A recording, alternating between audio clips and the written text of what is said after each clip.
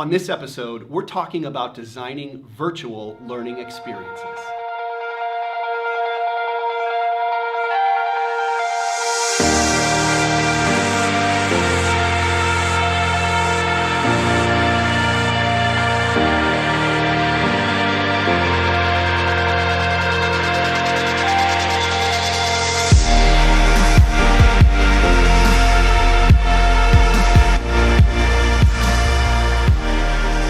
Hey everybody, and welcome to episode 21 of the vlog.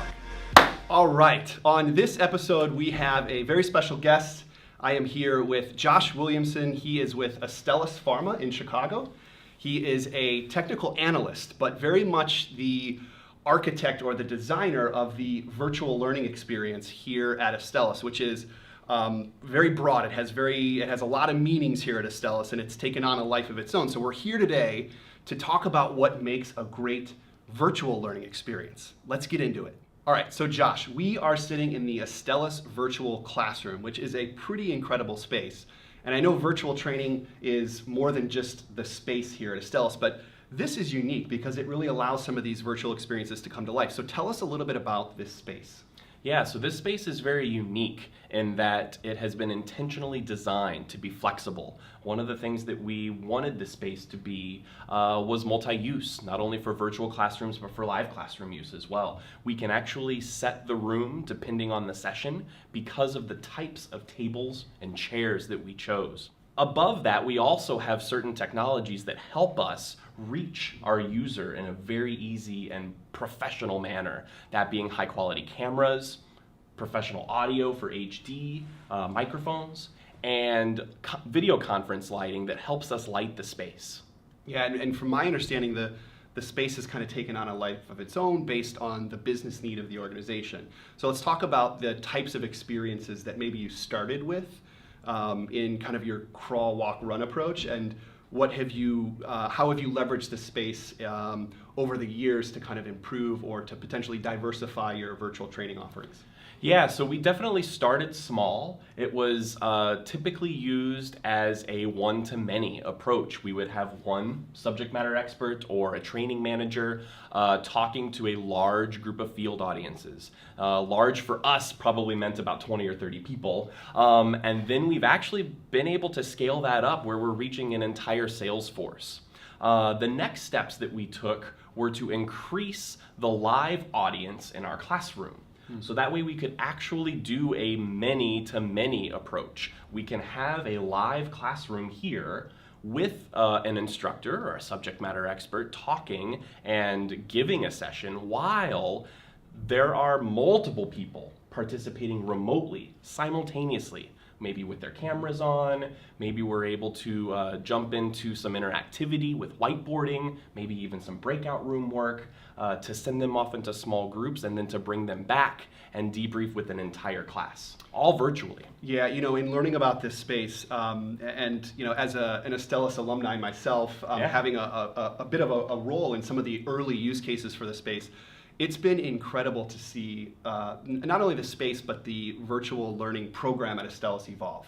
And in 30 seconds, you just took us from a one-to-many presentation where we've got maybe a little bit better lighting and some more acoustics to now where you are doing a blended live and virtual experience, which I don't see across the industry pulled off very well, or even attempted for that matter, where you've got a room of live folks, you have a group of 10 or 15 people off in different places across the organization, and you're bringing them together in one cohesive experience, and they're even able to interact within that virtual environment. So what are some of the maybe challenges that you've faced in that blended use case? Because I think it's a very unique one, and it's potentially where we're headed.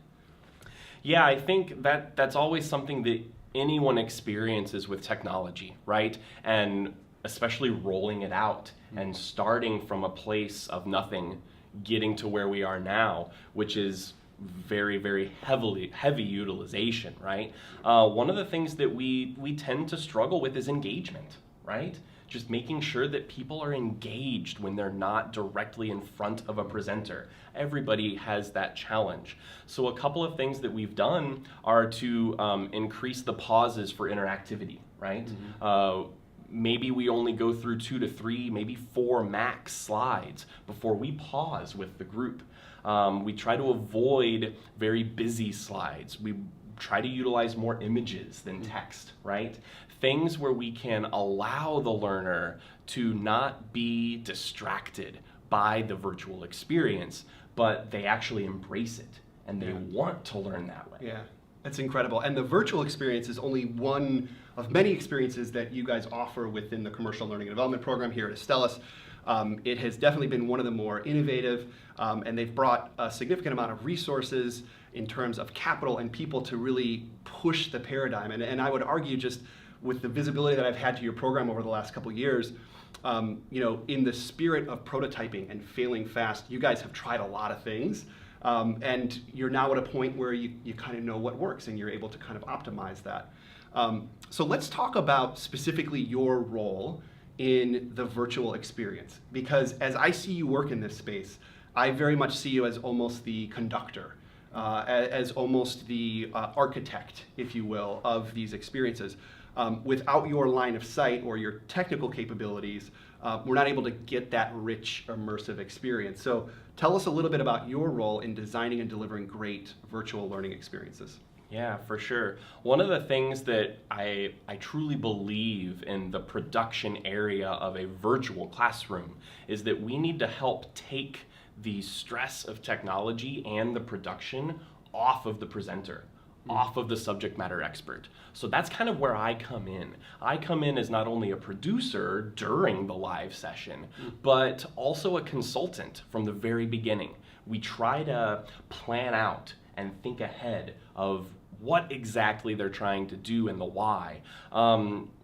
Once we're in the session, I'm also managing the technology. So I am pushing the buttons. I am managing Q&A. I am dealing with any potential technical problems that might come up for a user that's out in the field and remote. And then afterwards, I am heavily involved in the actual post-production, because you got to do something with the session once you're done, right? So a lot of times we do have editing. We do have some things that we change after the fact, and then we post it, whether it's to our learning management system, whether it's a little more informal to our intranet, and we have different ways of disseminating afterwards. You know, it's interesting, and I know you mentioned this, but I cannot stress enough the producer's role in the early stages of even designing an experience, right? So, I mean, I know I've worked with you on starting to optimize the workshop experience here at Astellas, and I know that you are one of the first people that the Astellas CL&D team goes to when they're at the design table in terms of what are the objectives of this training, who do we want to get involved, and how can we get them involved? So I think it's definitely before, it's during, and it's also after, which is just really unique about your role here. So let's go a little bit deeper, and I want to touch on a topic that is really starting to get legs within your team, and this is the concept of practitionership. By definition, practitionership is someone who is actively engaged in their work like an art form or a craft. And every time I say that, and I've said it a million times, I get goosebumps, because it is our best work that we can take a look at and really feel like it is an art form or a craft. Like we have that highest level of ownership, that highest level of expertise. And if we're lucky, we have a segment of that in our career. And I've seen you work in this space, and I've seen you work with your colleagues on the setup and the design and the execution of these experiences.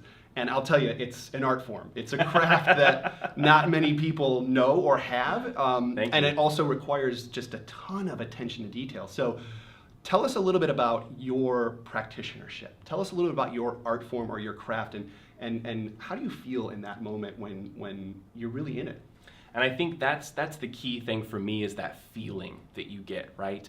When I am in the throes of a session, right? So we are in the middle of a virtual session, things are happening, right? We've got maybe breakout rooms popping, we're disseminating people to those, we're letting them work on their own in private groups, and then I'm sitting in the main room with our presenters, we're sort of rehashing how the session's going, right? We're planning ahead for the next part of the session. All of that sort of equates to a performance for me. And I think that's where I draw my inspiration, is that I'm able to be a performer, more or less, to make an impact on multiple adult learners at the same time. Yeah.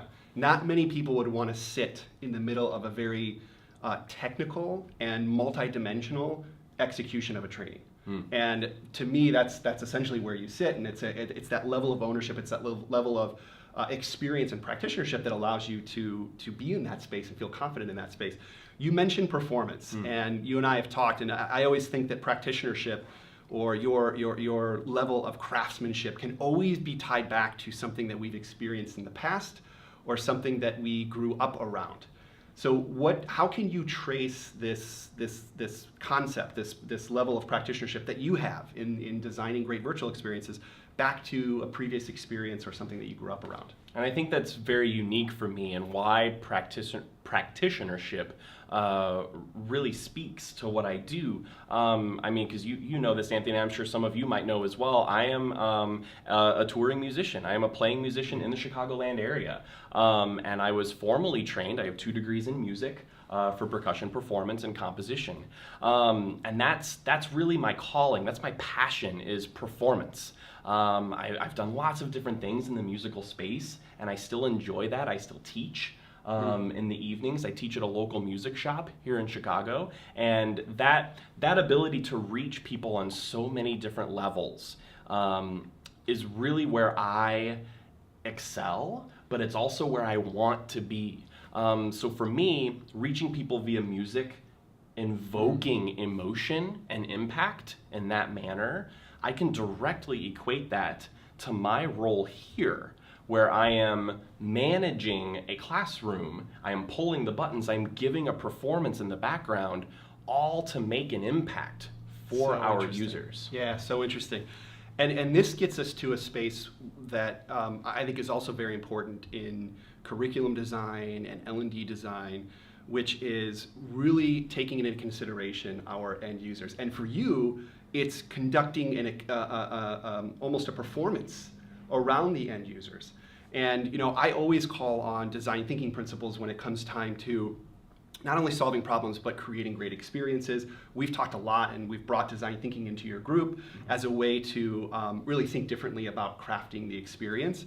How has design, or maybe even just this specific aspect of keeping the end user in mind, directly impact your practitionership?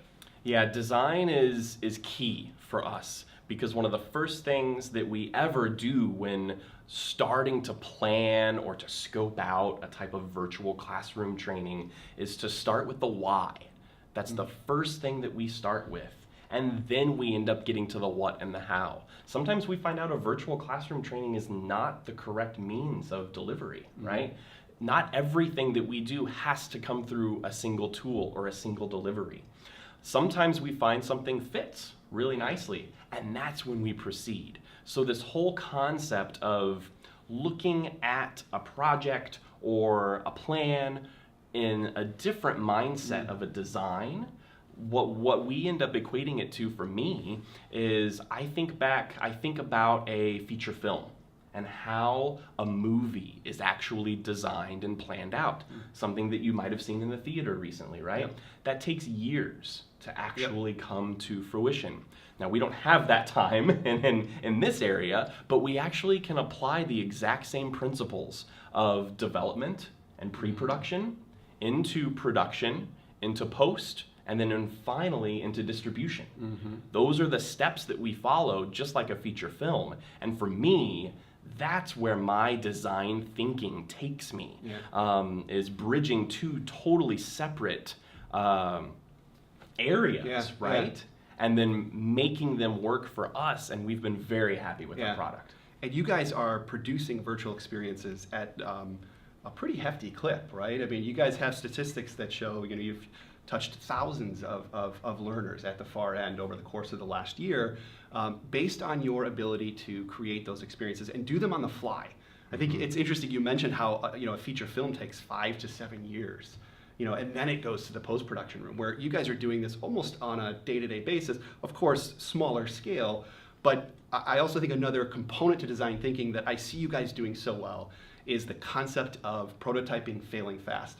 If there was ever a physical space in all of these hallways where more trying has occurred, it's probably been in the virtual classroom, and I know you've been kind of at the center of all that. Yeah, especially at the very beginning where it was so new to everyone, right? We kind of didn't know what we didn't know, if that makes sense. And so as we started and wanting to start small, we started to crawl, right? And trying very low impact virtual sessions to see how the feedback would be.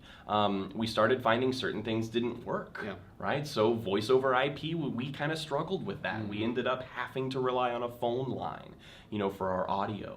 Things like that were ways where we were challenged in the moment, and what do we do? How do you pivot? How do you react in the moment to still make the product happen and then learn from it? Absolutely. No, that's great. And I commend you for being at the center of all of it and for having such a narrow focus on what it takes to design great virtual experiences. It's from what I understand, a tremendous asset to not only your department and the team here at CL&D, but the organization as a whole. And to see this evolve over the course of the last 3 to 4 years has just been super impressive. I want to ask you one more question while we're on the topic of practitionership. You don't have that level of ownership to your craft without learning yourself. So what are some of the ways that you learn? Yeah, that's a really good question for anyone, because anyone you ask how they learn, you're going to get a different response, right?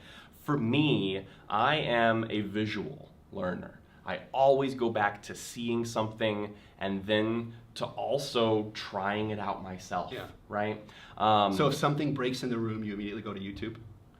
If I don't already know how to fix it, in this Google style of learning, YouTube era, just kind of like at home, if I don't know how to fix my sink, I will Google it and I will figure out how to fix my sink.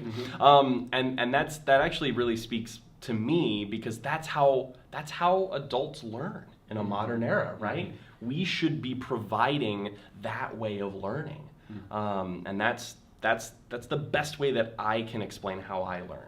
Absolutely, and I would totally echo the fact that our goal as learning practitioners is to bridge the gap between the way that we learn comfortably and with excitement out in our personal lives and the way that we learn in corporate America, which oftentimes is not super comfortable or not super exciting.